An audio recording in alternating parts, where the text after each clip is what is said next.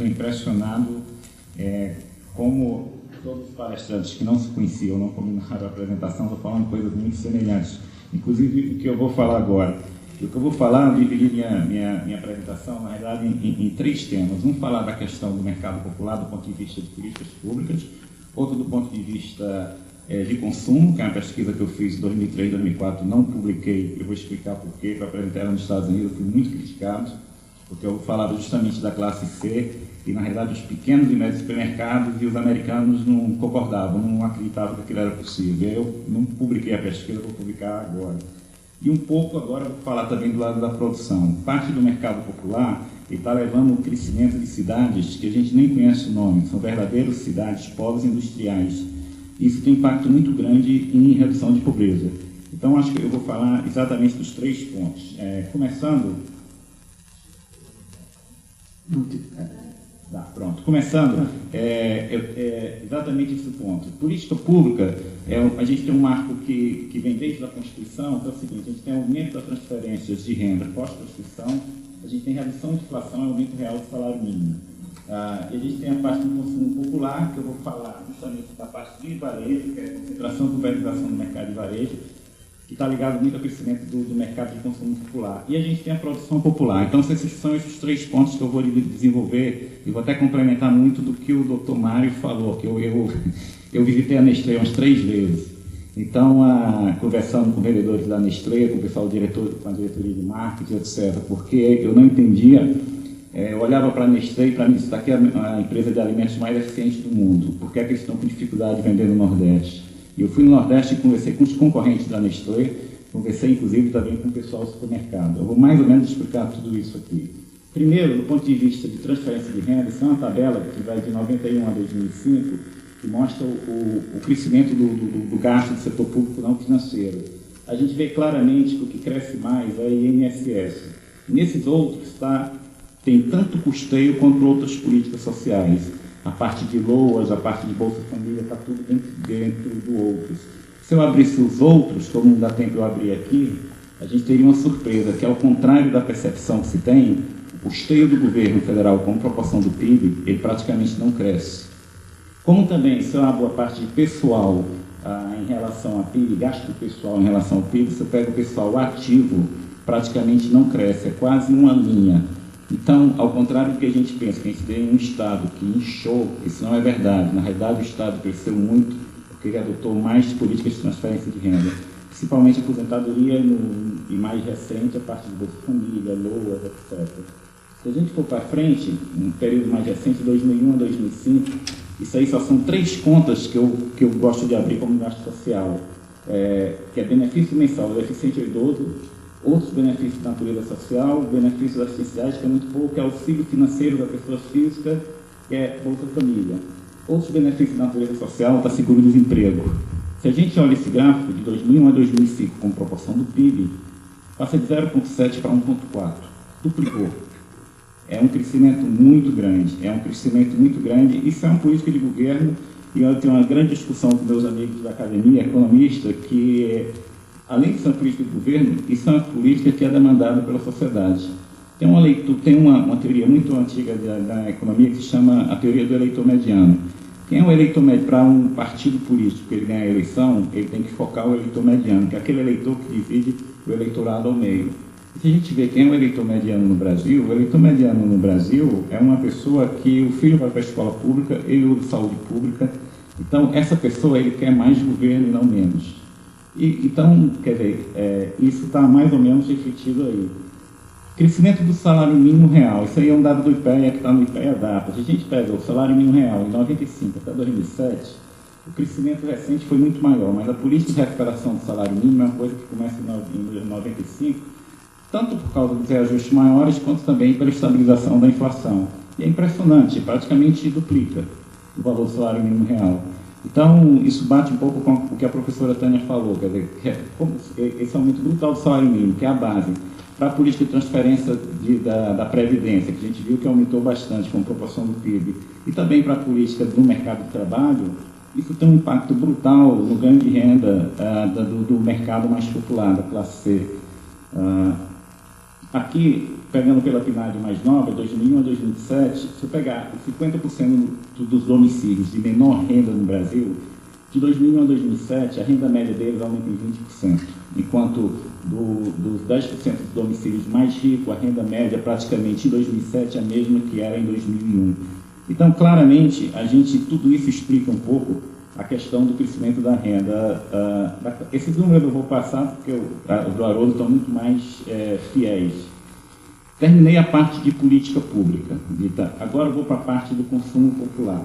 E o que a gente tem no Brasil nos anos 90 é uma coisa impressionante que desafiou todas as teorias mais modernas que a gente vê nas grandes universidades do mundo. A primeira é o seguinte: o Brasil ele teve uma concentração do varejo nos anos 90 que mais ou menos levou 50 anos para ocorrer nos Estados Unidos. A concentração do varejo no Brasil, dos supermercados que eu estou falando, que ocorreu basicamente 6, 7 anos, a partir de 93, 94, ele levou a mais ou menos 50 anos para ocorrer nos Estados Unidos. E você tem uma coisa da concentração com a multinacionalização do varejo. Você tem as grandes redes de varejo entrando no Brasil. Só que, e aí está a surpresa, você tem a concentração do varejo, mas ao mesmo tempo supermercados muito pequenos de bairros crescendo. Isso não era esperado, isso ninguém esperava. Nem as grandes redes, nem tampouco as multinacionais. E aí você tem esse fenômeno, que é o crescimento dos supermercados pequenos, junto com o crescimento do consumo popular, da classe C, são as duas coisas juntas. Ele leva o crescimento das marcas regionais. E aí foi minha surpresa, que quando eu cheguei dos Estados Unidos em 2002, eu fui fazer uma pesquisa sobre a indústria no Nordeste, e a indústria de alimentos se destacava no Nordeste. E eu ia visitar as empresas do Nordeste, conversava com enfim, o departamento de venda, os donos da empresa, e falava da importância das grandes redes de varejo. Ele falava, não, a grande rede de varejo não é muito importante para mim. E aí foi minha surpresa, e eu queria descobrir como não é, se todo mundo fala que é, se no mundo todo isso está acontecendo. Para ter uma ideia da concentração do varejo no Brasil, as multinacionais, elas representavam 16% das vendas do supermercado em mercado em 94. Em 2001, elas já tinham 56% do mercado. Os supermercados 20 maiores representavam 56% do setor dos supermercados. Em 2001, eles estavam em 76%. Isso aqui é os 20 maiores. Hoje, os 3 maiores têm 77%. Os 3 maiores. A gente está falando 3 multinacionais, que eu tenho o Pão de Açúcar, o nosso Pão de Açúcar tem a parceria com o Cassino, mas as 3 grandes redes de supermercados no Brasil, hoje elas respondem por 77% da venda dos supermercados e hipermercados. Mas se a gente olha claramente isso aqui, ó, desde 1990, isso aqui, eu tenho um número de lojas e o habitante por loja. Então, o crescimento do varejo, se tem essas coisas, concentração, multinacionalização e maior concorrência. Só que aí é que está a surpresa. Você tem empresas locais crescendo e as empresas locais, regionais, tinham dificuldade de alcançar esse mercado de varejo, de grande varejo, porque eles tinham um poder de barganha menor. Uma empresa como a Nestlé já trabalhava com essas contas-chave, então os locais regionais tinham um poder de barganha menor, tinham dificuldade de acesso a esses grandes supermercados, e todo mundo falava o seguinte, que essas empresas regionais iriam desaparecer, porque o formato de concorrência que vale nos Estados Unidos, na Suécia, etc., seria o mesmo do Brasil. Isso é que não aconteceu. Na realidade, o erro que a Nestlé teve não foi da Nestlé, foi dos consultores da Nestlé, que são professores de universidades famosas. Por quê? Por causa disso aí. Supermercados pequenos, lojas tradicionais continuaram a crescer e, o mais impressionante, eles conseguiram manter a participação no varejo. A gente olha aqui, 94 a 2002, a gente pega tradicionais, são aquelas mercearias, etc., supermercados independentes. Os supermercados independentes perderam muito pouco, os tradicionais cresceram. Então, se eu pego A e B, eu tenho aqui em 94, eles tinham 54,9% do mercado, em 2002, eles tinham 56% do mercado. Eles simplesmente conseguiram, é impressionante isso. E justamente por isso, que o mercado brasileiro é um mercado muito pulverizado. E isso, na figura de uma grande multinacional que estava chegando no Brasil, isso era totalmente diferente do resto do mundo. Isso pegou, assim, muita gente. Se a gente olha os dados mais recentes, esse dado eu tirei ontem da Euromonitor, no relatório deles, pequeno varejo no Brasil, essa tabela é uma fonte de dados diferente, mas aqui Eu queria olhar o período mais recente. A mesma coisa, o pequeno varejo, que pega supermercado de até 10 checkouts, que não participam de redes de varejo, eles têm 36%, praticamente eles não perdem mercado. Isso é o que é inesperado, o que é um pouco inesperado no Brasil. O que é que isso leva, antes de eu passar para a produção de produtos populares, isso leva a seguinte coisa. As multinacionais, elas aprendem com empresas brasileiras. E as empresas, normalmente a gente acha que o canal da multinacional entrar no país é normalmente que a multinacional vai transferir tecnologia para as empresas locais. Na parte de distribuição de alimentos em varejo, as multinacionais tiveram que aprender com as empresas locais. Eu vou dar vários exemplos. Por exemplo, Nabisco, que foi comprado pela Kraft Foods, que era a maior fabricante de biscoito do mundo. A Nabisco, quando foi para o Nordeste, ela comprou a Pilar, que era uma empresa local. Ela fez as duas primeiras medidas que a Nabisco fez foram o seguinte: ela olhou a rede de distribuição da Pilar e era totalmente pulverizada. Ele falou, não, vamos diminuir a redistribuição e trabalhar com pontas-chave, que era isso o modelo do mundo. Segundo, a bolacha que a Pilar produzia em Recife, para o público nordestino, era uma bolacha que era muito amanteigada, não era saudável. E a Nabisco falou, não, vamos produzir a mesma creme crack que a gente produz nos Estados Unidos, que tem um teor de manteiga muito baixo e é mais saudável. Perdeu o mercado. Em 3 anos depois de ter renovado todas as máquinas, vendeu a fábrica de volta para o grupo antigo. A Vitarella, a gente tem Vitarella, a gente tem essas marcas regionais que simplesmente ninguém conhece. Então, esse é o caso da maior fabricante do mundo. Hoje, uma das empresas, grande concorrente da Nestlé, que foi beneficiada pela Nestlé, que é uma fábrica de Fortaleza, que se chama N. Dias Branco, quando eu fui visitar a fábrica, o diretor da fábrica marcou a entrevista às 5h30 da manhã. E eu achei um absurdo, né? Mas eu não quis questionar e fui. Né? E um dos diretores era uma pessoa que tinha trabalhado durante 10 anos na Nestlé, que tinha ido para Fortaleza levando um grupo de 10 pessoas da Nestlé. Era uma pessoa que foi reformular a fábrica, isso em 95, 96. Ele foi modificar a fábrica, quer dizer, fazer uma melhora do ponto de vista da produção da fábrica. E eu perguntei, mas por que você marcou a entrevista tão cedo, 5h30 da manhã? Ele disse, não, porque os nossos vendedores saem daqui 4h30, 5 da manhã. E eu disse, mas por quê? Como é que eles vendem? Não, eles vendem em Kombi, em van, só que eles têm que sair muito cedo, porque eles têm que chegar nos supermercados pequenos, antes do caminhão da Coca-Cola e da Souza Cruz.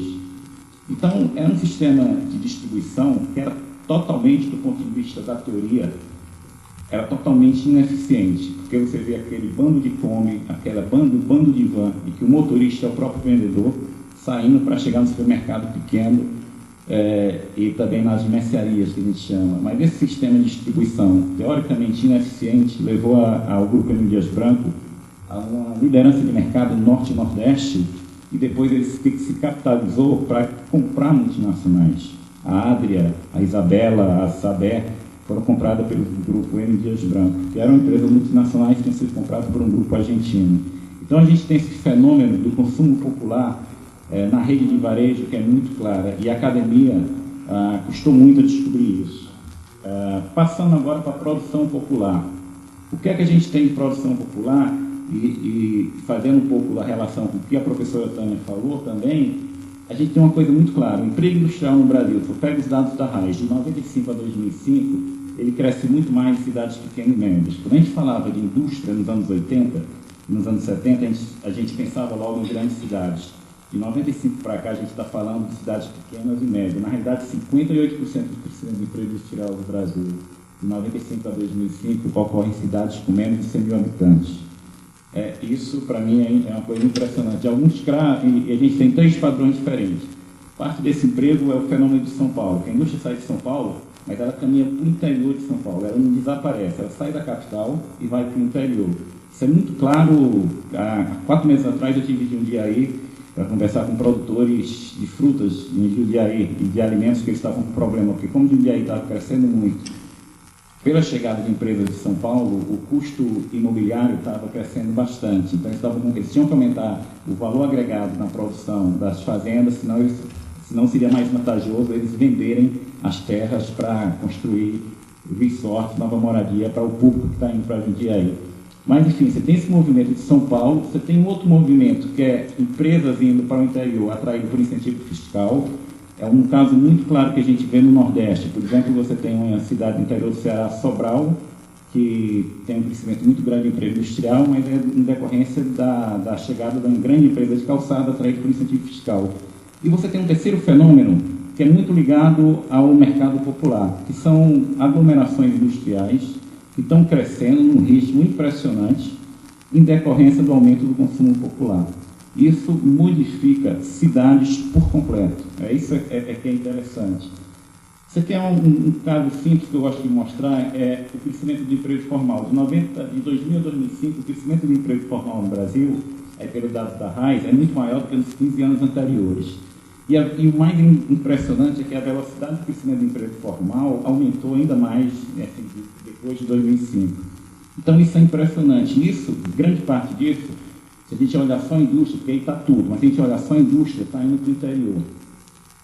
Aqui eu coloquei, de 95 a 2005, as 10 cidades que tiveram o maior crescimento do emprego industrial no Brasil. Pega todas as cidades do Brasil, ranqueia, ver quais foram as cidades que tiveram o maior crescimento do emprego industrial. As 10 primeiras. Primeiro, Manaus, não é nada inesperado, porque você tem lá toda a concentração da Zona Franca. Depois você tem Caxias do Sul, que hoje é o polo industrial do Rio Grande do Sul. Você tem Goiânia, que em grande parte aí também foi incentivo fiscal. Aí você tem Sorocaba, você tem Sobral, no Ceará, São José dos Pinhais, Paraná, Franca, São Paulo, Curitiba, Joinville, 10º lugar, Nova Serrana, Minas Gerais. Eu nunca tinha escutado falar dessa cidade. E aí, olhando os dados para pesquisar, para ir visitar as cidades, eu encontrei essa Nova Serrana, interior de Minas Gerais. É uma cidade totalmente inexpressiva, com 37 mil habitantes, e tinha 3 mil empregos industriais em 95, 2005 tinha 13 mil, hoje já tem mais de 16 mil. E essa cidade me chamou a atenção. E eu fui conversar com várias pessoas, e as pessoas falaram, não vá lá não, que é muito sujo, não vá lá não, que a cidade é feia. E eu resolvi ir na cidade, que eu queria justamente entender como é a cidade. Essa cidade, ela produz tênis. Tem um pouco de pirataria, muita gente sabe de pirataria, porque eles pegam um tênis, eles destroem o tênis e aprendem como é que faz e fazem um parecido. Mas essa cidade, ela está crescendo o PIB desde 2001, 9% ao ano. Essa cidade, ela tinha em 2000, 37 mil habitantes. Hoje, essa cidade, ela tem 60.220 habitantes.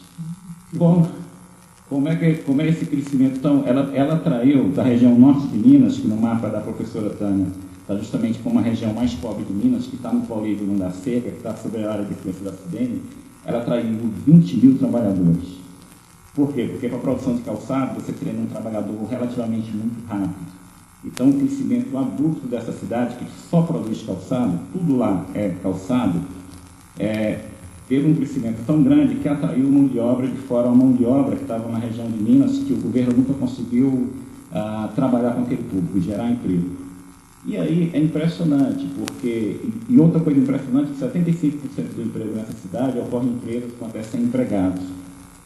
São realmente empresas pequenas e médias. Hoje, em número de expositores, quando a gente vai numa feira de calçados, ela é a cidade que leva o maior número de expositores. Ainda tem uma série de problemas, se der tempo eu vou falar aqui, mas é impressionante como essa cidade cresceu com o consumo popular. Elas têm 2 ou 3 empresas que exportam. Eu fui conversar com as empresas que exportam, perguntei realmente se era bom exportar. Elas disseram, não é. A gente não gosta de exportar. O melhor é realmente vender para o mercado doméstico, porque quando a gente exporta, a gente tem uma série de condições, a gente exporta para um público que a gente tem que vender o sapato ainda mais barato, então eles preferem muito mais vender para o mercado doméstico. É impressionante, porque, eu digo que é impressionante porque a gente tem dificuldade de enxergar esses casos como casos de sucesso, e aí realmente é um caso de sucesso. A cidade que cresce 9% ao ano, que teve a população praticamente duplicou em um período de 8 anos, é um caso de sucesso. Outro caso, outra pergunta que eu fiz, esse texto eu publiquei, outra pergunta que se faz é o seguinte, será que o caso de Nova Serrana é um caso único? É um caso único no Brasil, ou você tem vários outros casos no Brasil parecido com Nova Serrana? Na realidade, você tem vários, quer dizer, um até que é muito pouco conhecido, que é no interior de Pernambuco, que é o chamado Polo do Agreste. Você tem 3 cidades, Toritama, Santa Cruz de Capibaribe e Caruaru. Se você entra nos dados do censo de 2000, está lá na página do IPEA, entra no IDH e vê qual é a cidade do Nordeste. O Nordeste tem 1.800 municípios. ver qual é o município que tem o menor índice de pobreza. Índice de pobreza definido como a renda familiar mensal menor do que meio salário mínimo, algo assim.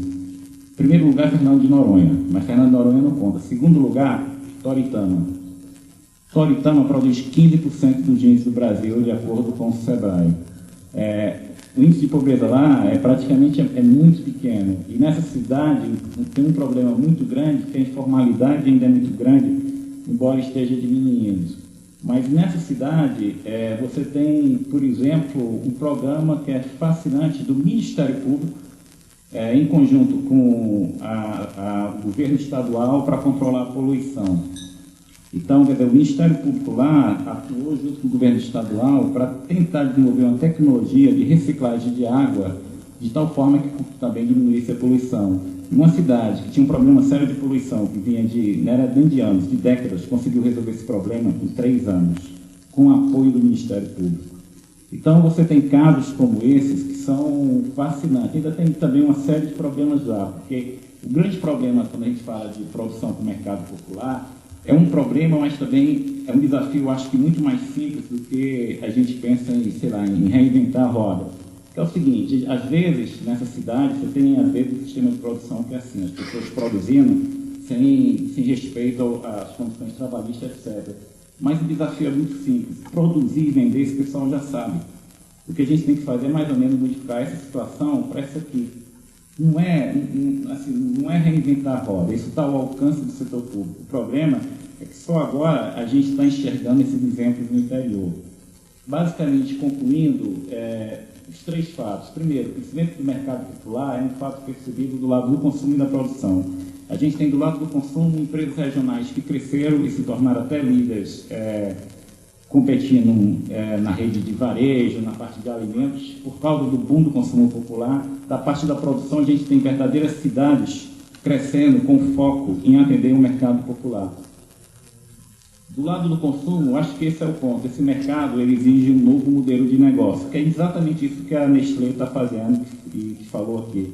Na realidade, quer dizer, todas as grandes multinacionais, quando elas chegaram no Brasil, elas estavam preparadas para trabalhar da mesma forma que trabalhavam nos Estados Unidos, na Holanda, etc., com as grandes redes de varejo. E notaram que no Brasil, esse consumo popular e o papel dos pequenos supermercados, etc., é uma coisa muito pulverizada. Então, ao contrário do que se fala, na realidade, não houve convergência de padrão de negócio do mundo. O mundo não é flat, como tinha o título do livro, falando que o mundo é plano. Na realidade, o mundo não é plano. E terceiro, do lado da produção, nós precisamos fomentar a transição da informalidade para a formalidade. E a gente já tem algumas experiências muito interessantes no interior do Brasil que mostram isso. E mais ou menos o que eu aprendi disso, isso está num texto meu recente publicado pela IPEA, é que você tem que colocar o Ministério Público e os fiscais da Receita, do Trabalho, para trabalhar em conjunto com a agente de desenvolvimento. Quer dizer, é o tipo de política industrial antiga. Eu dou o benefício, mas também dou condicionalidade. E, para minha surpresa, isso está acontecendo no interior muito mais rápido do que está acontecendo no âmbito nacional. Agora que a gente está retomando um pouco a política industrial, enquanto no interior do Brasil, isso já faz parte do dia a dia. Obrigado.